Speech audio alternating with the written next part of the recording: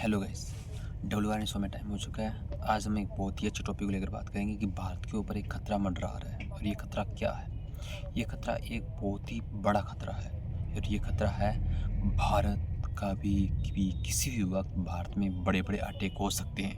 हम आपको एक वीडियो दिखाएंगे, उस वीडियो के अंदर देखना आपको लगेगा कि सच में यार भारत पर बहुत बड़ा खतरा मंडरा रहा है। ये खतरा मंडरा नहीं रहा, ये खतरा बहुत ही खतरनाक तरीके से मंडरा रहा है।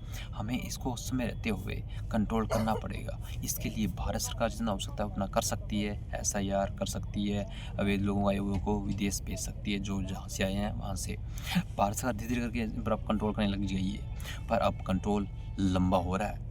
अब भारत सरकार जाग गई है, अब कंट्रोल लंबा हो रहा है, पर कंट्रोल लंबा हुआ उसका अभी अब पाई पाई का हिसाब लिया जाएगा। सेंट्रल सरकार इसका पाई पाई का हिसाब लेगी। विपक्ष कुत्तों की तरह भौंक रहा है। क्यों भौंक रहा है? क्योंकि विपक्ष को पता है कि अगर ये SIR हो गई, देश के अंदर अवैध लोग आए हुए हैं, वो चले गए तो इनका वोट बैंक खत्म हो जाएगा। क्योंकि भारत की जनता तो इन्हें वोट देना नहीं चाहती, सही बताऊँ तो। क्योंकि भारत की जनता तो पता है कि ये देश की सेना के ऊपर बोलते हैं, देश के खिलाफ बोलते हैं, देश विरोधी बातें करते हैं, तो इसलिए जनता इनको वोट नहीं देना चाहती। चलिए हम आपको वीडियो दिखाते हैं कि भारत पर एक खतरा क्या है। यह है मित्रों कि अगर इस टेरर मॉड्यूल को नहीं पकड़ा जाता तो भारत में दुनिया का सबसे बड़ा सीरियल ब्लास्ट हो जाता। इसे दुनिया के सबसे बड़े सीरियल ब्लास्ट की साजिश क्यों कहा जा रहा है, अब उसे कुछ आंकड़ों के जरिए समझिए। खुलासा हुआ है कि इस साजिश में 32 कारों का इस्तेमाल होना था। इसके लिए 3200 किलो विस्फोटक जमा किया गया था। क्या इसका मतलब यह समझा जाए कि हर कार में 100 किलो विस्फोटक के जरिए 32 धमाकों की प्लानिंग थी? DNA मित्रों, जब दिल्ली के लाल किला पर एक धमाके ने 13 लोगों की जान ले ली, 20 से ज्यादा लोगों को घायल कर दिया, आधा किलोमीटर दूर तक की इमारतों के शीशे को तोड़ दिए, तो सोचिए ऐसे 32 धमाकों से क्या होता, या फिर 3200 किलो विस्फोटक वाले धमाके से कितना नुकसान होता। सिर्फ सोचकर कोई भी अंदर से कांप जाए। आज हमने ये पता लगाने की कोशिश की कि अगर सीरियल ब्लास्ट वाली ये साजिश अपने अंजाम तक पहुंचती तो क्या स्थिति होती। अगर ये मान लिया जाए कि उमर जैसे 32 आत्मघाती हमलावर 3200 किलो अमोनियम नाइट्रेट से विस्फोट करते तो तबाही पूरे देश को हिला देती। 3200 किलो अमोनियम नाइट्रेट का बम 2.5 टन के TNT बम के बराबर धमाका करता है। अगर आतंकी इतने बारूद को एक साथ किसी जगह पर ब्लास्ट कर देते तो 50 मीटर का इलाका पूरी तरह नष्ट हो जाता, मतलब कुछ भी नहीं बचता। अगर भीड़ भाड़ वाले इलाके में धमाका होता तो कम से कम 300-350 लोगों की जान जा सकती थी। इतने दायरे में 14,400 किलोमीटर प्रति घंटे की स्पीड वाली तरंगें लोगों के फेफड़े फाड़ देती। इतने विस्फोटक से 150 मीटर तक के दायरे में इमारतों की दीवारें ढह सकती थी। करीब 400 मीटर इमारतों में लगे कांच टूट सकते थे और 800 मीटर तक तेज कंपन महसूस हो सकता था। DNA मित्रों, 3200 किलो अमोनियम नाइट्रेट का असर क्या होता है, उसे आप एक पुराने धमाके में हुई तबाही के जरिए समझ सकते हैं। 1995 में अमेरिका के इतिहास में सबसे बड़ा बम धमाका हुआ था।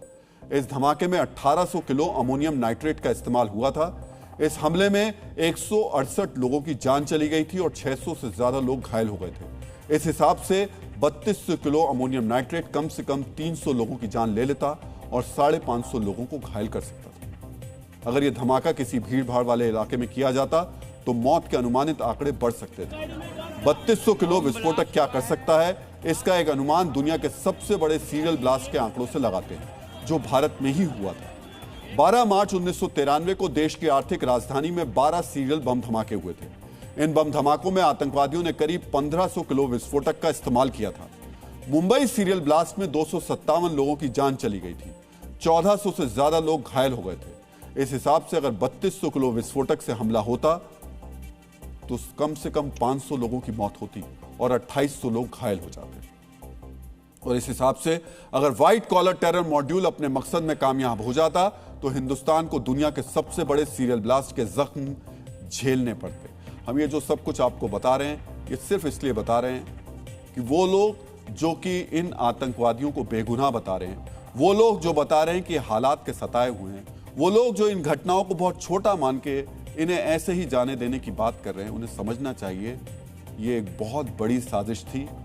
ना जाने कितने लोगों की जान जा सकती थी। इन लोगों को ऐसे नहीं छोड़ा जाना चाहिए और इसमें पूरी तरीके से जो इस वक्त जांच एजेंसियां हैं उनके साथ रहने की जरूरत है, लेकिन खतरा भी टला नहीं है। 3200 किलो में से 2900 किलो विस्फोटक बरामद किया गया है। बाकी का 300 किलो विस्फोटक कहां है, इसका पता नहीं चल पाया। अभी तक इस टेरर मॉड्यूल की सिर्फ 3 कारें मिली हैं, बाकी कहां हैं, उनका पता लगाना भी जरूरी है। जिन 3 कारों का पता अभी तक नहीं चला है, उनमें अभी तक जो पता चला है जिन 3 कारों का, उनमें पहली i20 कार है जिसका इस्तेमाल लाल किला के सामने धमाके में किया गया। दूसरी कार है इको स्पोर्ट जो फरीदाबाद में मिली, और तीसरी शाहीन सईद की ब्रेजा कार जो अल फलाह यूनिवर्सिटी में मिली है। अब इन दोनों कारों की जांच की जा रही है। सुरक्षा एजेंसियों को मिली ये दोनों कारें इस टेरर मॉड्यूल की साजिश की परतें खोल सकती हैं।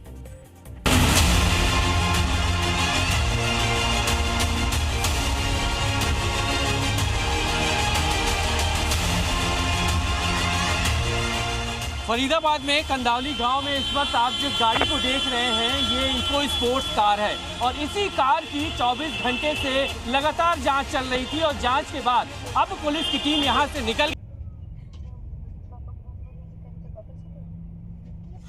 हेलो, अभी आपने ये वीडियो देखा है। इस वीडियो के अंदर आपको पता चला गया होगा कि ये डीएनए है जो जी न्यूज़ पर आता है। डीएनए राहुल सिन्हा का जो वीडियो है वो आपने देखा है कि भारत के ऊपर सच में इतना बड़ा खतरा था और ये खतरा बहुत पहले भांप लिया था भारत सरकार ने। अब कुछ लोग बोलेंगे कि सुरक्षा एजेंसियां क्या कर रही थी। भाई, सुरक्षा एजेंसियों ने कम से कम इतने बड़े हमले होने को तो बचाया, कम से कम जो ये अभी आपने वीडियो देखा। चलो 10-12 लोगों से काम चल गया, चलो 10-12 लोग मरे हैं। भाई साहब, इनका कम से कम बहुत टारगेट है, हिंदुओं को मारने का टारगेट था, कम से कम लाखों हिंदुओं को भी मारने का टारगेट इनका था। तो भाई साहब, समय रहते हुए हमें अब एजुकेटेड और सही सरकार को वोट देना होगा, वरना इससे बड़े बड़े खतरे अभी भी तैयार कर रहे हैं। और ये खतरा कहाँ से तैयार हो रहा है? अब आप बोलोगे कि आप कहीं एजेंट हो किसी के, आपको कैसे पता चल रहा है इतना बड़ा खतरा होने वाला है? तो भाई साहब, ये खतरा होने वाला कहाँ है? ये बांग्लादेश और पाकिस्तान, तुर्की, तीनों ही देश मिलकर, और चौथा नेपाल भी हो सकता है और 5वां चाइना भी हो सकता है। तो कहीं ना कहीं ये 4-5 देश मिलकर भारत पर हमला करना चाहते हैं, भारत को तोड़ना चाहते हैं और विपक्ष पार्टियां इनके साथ मिलकर हाँ में हाँ मिला रही है। तो देश की जनता से मैं कहना चाहता हूँ कि अब विपक्ष पार्टियों को वोट देना है या नहीं देना, ये तो आप तय करोगे, हम नहीं तय कर सकते क्योंकि हमारा न्यूज़ चैनल है इसलिए। पर हम बात करना चाहते हैं कि विदेशों की हाँ में हाँ मिलाने से हमारा देश का ही नुकसान है। अब देखो, डोनाल्ड ट्रंप ने कहा था, अमेरिकी राष्ट्रपति ने, कि भारत की इकोनॉमिक डेड इकोनॉमिक वालों को भारत की जीडीपी ने मुंह तोड़ जवाब दिया। देश की 40 करोड़ जनता ने मुंह तोड़ जवाब दिया 8.2 की ग्रोथ रेट से बढ़ती हुई। तो अब टाइम आ गया है कि सेंट्रल सरकार के अंदर जो बीजेपी सरकार है, एनडीए सरकार है, इसको 450 तक सीटों को लेकर जाओ। मैं तो यही कहना चाहता हूँ। क्यों कहना चाहता हूँ? क्योंकि खतरा अभी भी बहुत है। जब बीजेपी की इतनी सिक्योरिटी, बीजेपी इतनी टाइट सिक्योरिटी रख रही है, फिर भी इतना बड़ा खतरा है, तो सोचो खतरा तो कांग्रेस आगे कितना बड़ा खतरा होगा। कांग्रेस के टाइम में तो हर साल में 3, 4, 5, 6 ब्लास्ट होते थे। बीजेपी ने इतना भी नहीं है कि बीजेपी ने कंट्रोल किया इसको, पर बहुत कम कर दिए अभी बीजेपी ने। कम से कम 90% अटैक कम कर दिए इन्होंने, बीजेपी ने, पिछले 10-11 सालों में। हाँ, अभी कंट्रोल नहीं किया इन्होंने, पर 90%। अगर आपको लग रहा है कि 90 तो नहीं किया, तो 80% तो 100% है भाई। 80% तो 100% है कि इन्होंने कंट्रोल किया है। तो मुझे जाने की इजाज़त दीजिए और मैं आपको फिर कह रहा हूँ कि वोट सोच समझ के कीजिए, क्योंकि आपका देश है ये और आपकी देश की मिट्टी है और आपके ही बच्चे हैं जो बॉर्डर पर खड़े हैं, सैनिक,